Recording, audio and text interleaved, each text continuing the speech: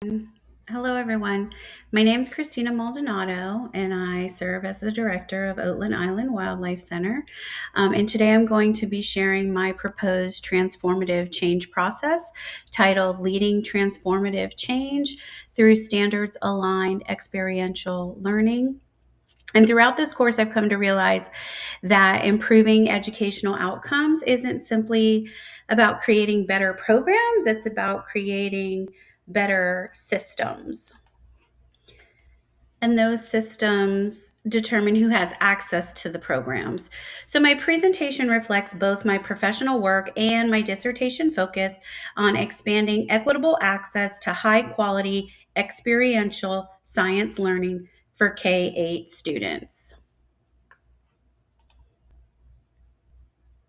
My problem of practice centers on the fact that many elements of elementary and middle school students, particularly those who attend Title I schools, have limited access to standards aligned experiential science learning through field trips and outreach programs. While many people assume field trips are enrichment opportunities, I view them as instructional experiences that build background knowledge, scientific inquiry skills, and engagement. In just a second, we'll take a look at my COGS diagram, and you'll see why it's not simply a transportation problem or a funding problem or even a scheduling problem. There are multiple interconnected systems, including district policies, leadership decisions, professional learning curriculum, family partnerships, and available resources. And all of these things influence whether students have access to these experiences. Systems thinking has taught me that lasting improvement requires addressing these interconnected factors rather than trying to solve just one piece of the problem. This system perspective is also the foundation of my dissertation. So here you can see my problem of practice and all of the interconnecting gears. The teachers, the curriculum, state standards, but my central focus is our students. But again, just one gear that gets off, it can inhibit or interfere with the whole process that directly impacts our students. Simon Sinek's Start With Why helped me shape my thinking about this initiative. Before discussing logistics or implementation, leaders must clearly communicate why change matters. So, why every student deserves a meaningful science experience, regardless of their zip code or their school resources. If educational leaders intentionally build partnerships, invest in professional learning, and remove barriers to access, then experiential learning becomes a part of the instructional program rather than an occasional opportunity. Without change, existing opportunity gaps will continue, and many students will miss experiences that increase both engagement and academic achievement. I think it's important also for me to mention at this time that my facility, Oatland Island Wildlife Center, is very unique in that it is owned and operated by Savannah Chatham County Public School System. That being said, it is a resource that is local and available. But again, going back to my previous diagram and all of the gears for the COGS, transportation can be a barrier, funding can be a barrier, getting principals and teachers to see that our curriculum and our programs are strategically aligned to support the learning that's happening in the classroom and changing that mindset of, oh, it's just a fun, cool place to go, or we go there at the end of the year when we have time because it's extra or it's enrichment. Part of the mantra that I have been trying to establish as this change initiative is that Oatland Island is an educational asset, not an extra. So, again, addressing that proposed change process, Instead of proposing additional field trips, I'm proposing a systems approach to experiential learning. The process begins with leadership establishing a clear vision and building district partnerships. Once that vision is shared, professional learning equips teachers with the knowledge and confidence to integrate standards aligned experiences into classroom instruction. So here you can see on the left, I have my diagram of starting with that leadership vision, building those district partnerships, providing professional development for the teachers, making sure that our programs are strategically aligned, and providing that hands-on experiential learning, increasing the student engagement. And the goal, of course, is to increase student science achievement. On this slide, I have a flyer, and this was my initial flyer that I communicated to principals and admin, letting them know that the district was implementing this new initiative where all fifth grade students would be going to Oatland Island this past school year for an experiential learning life science experience. And then also, rather than standing alone as an event, we also intentionally provided resources before, during, and after the visit. So before the visit, there was a pre-test, and then, of course, during the visit, they received all their resources. After the visit, also there was a post-test and additional resources, but some schools invited us to STEM night, so we would return. Some schools had science boot camp right before GMAS, and we returned. So it wasn't just a standalone event. Ultimately, the goal was to increase student engagement and science achievement by embedding experiential learning into their instructional system. So for the theoretical framework for change, several leadership and change theories guided this work. As a scholar practitioner, I strive to use research to inform leadership decisions while continuously reflecting on my practice.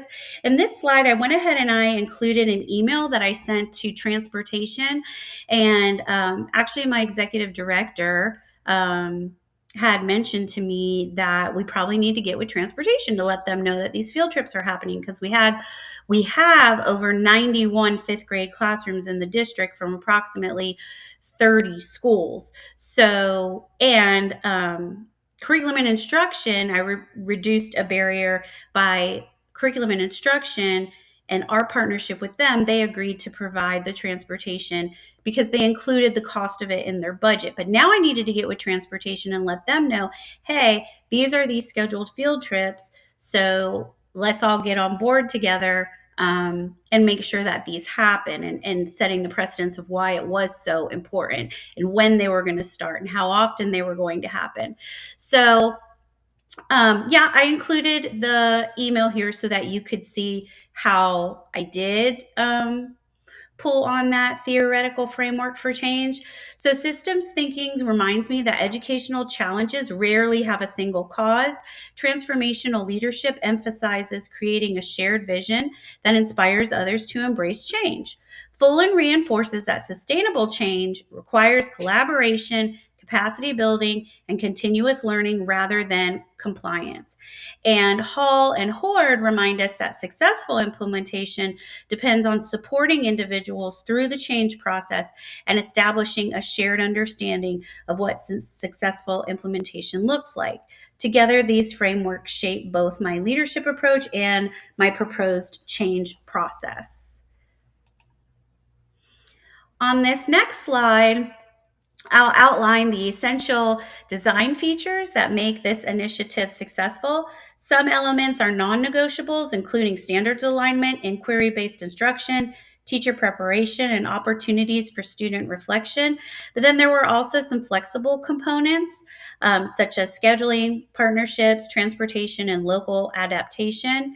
At the same time, the district needed that flexibility to make those things happen, because sometimes, a bus was down and we would have to reschedule that, or a school had, they may have had an emergency lockdown that morning and we needed to reschedule, or in fact, maybe the teacher forgot.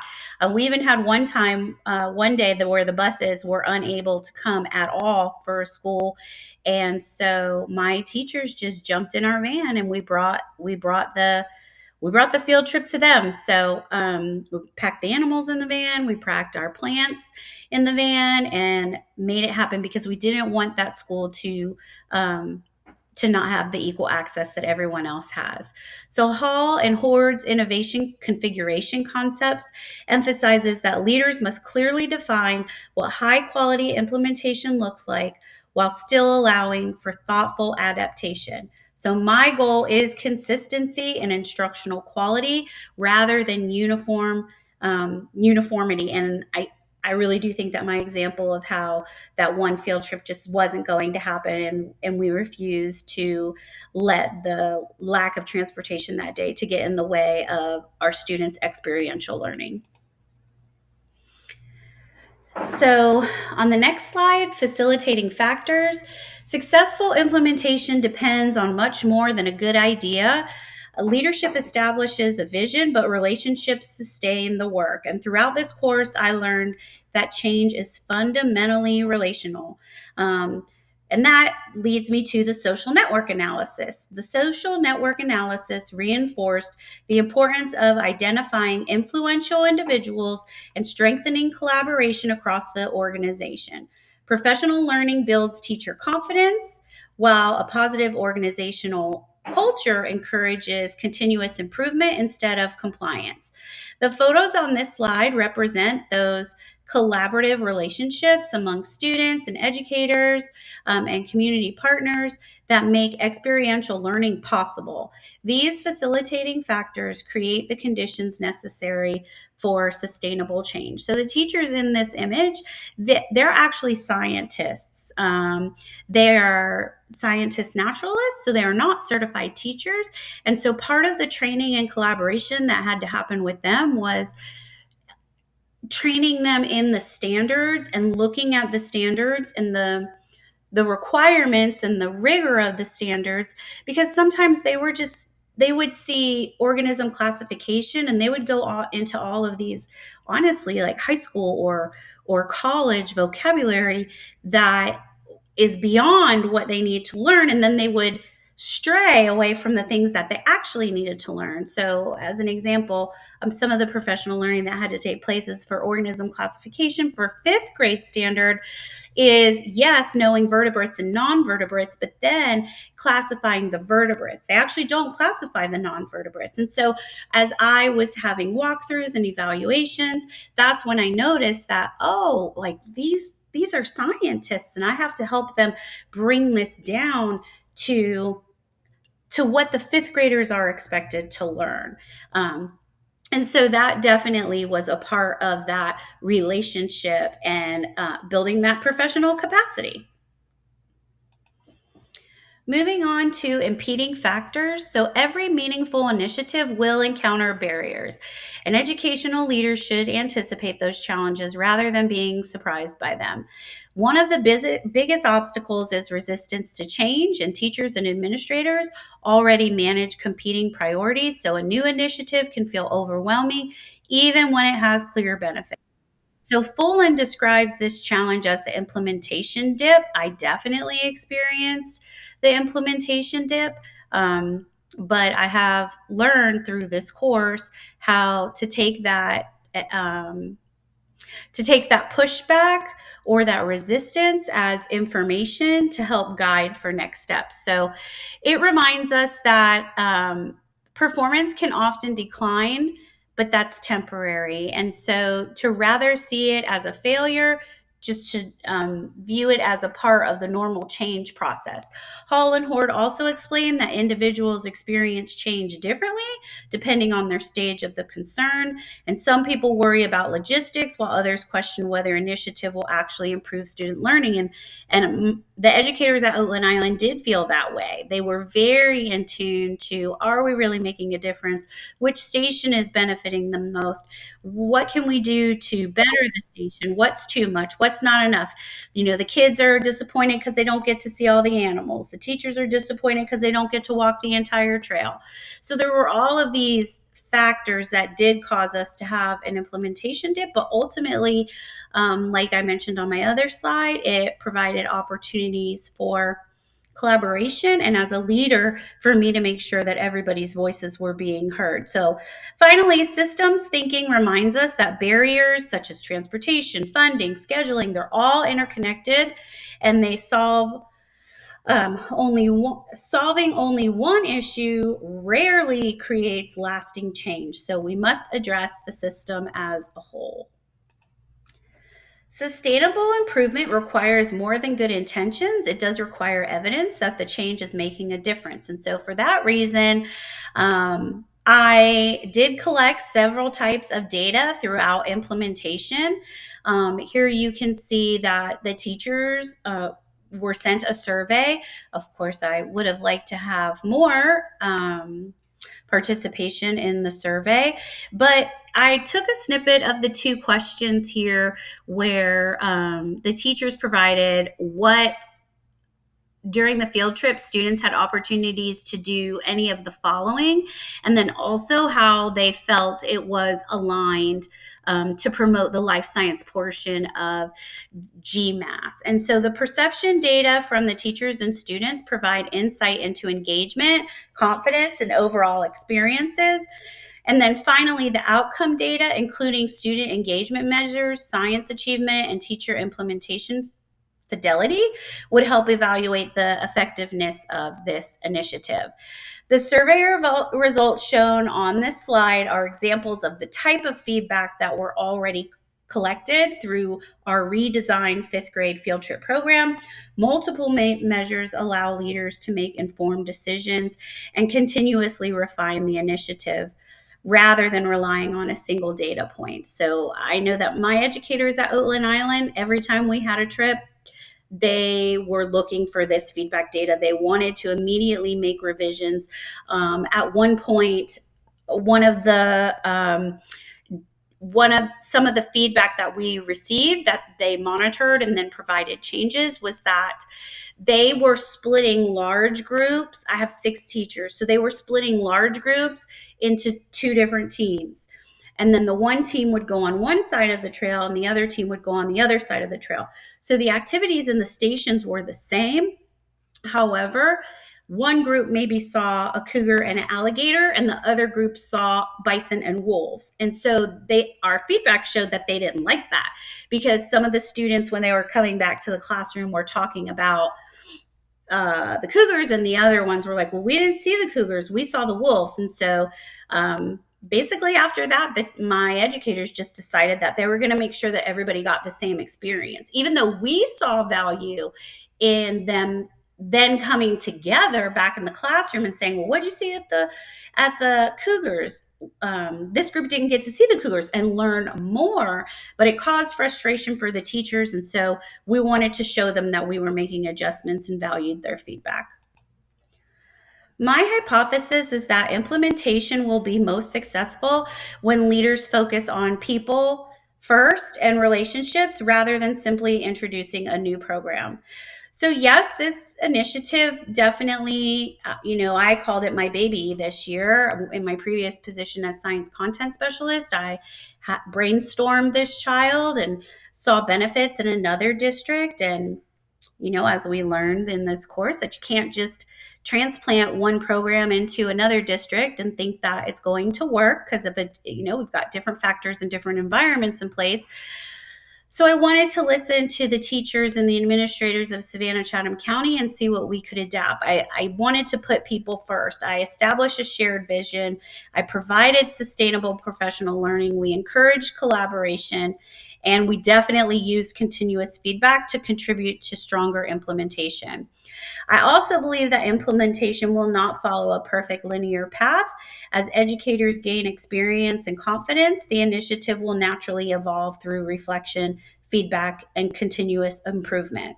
This aligns with Fullen's belief that change is an ongoing learning process rather than a one-time event. So success on leaders creating the conditions They have to allow teachers to grow, to adapt, and to improve. My implementation plan is organized into 4 phases that gradually build both capacity and sustainability. So, the first phase focuses on establishing a shared vision, engaging key stakeholders, including district leaders, school administrators, teachers, and community partners. During the second phase, professional learning and resource development prepared educators to successfully implement standards aligned experiential learning. The third phase was the pilot phase of standards aligned experiences, collecting the implementation data. And then finally, the fourth phase emphasizes continuous improvement by analyzing results, refining instructional practices, and expanding successful strategies across additional schools.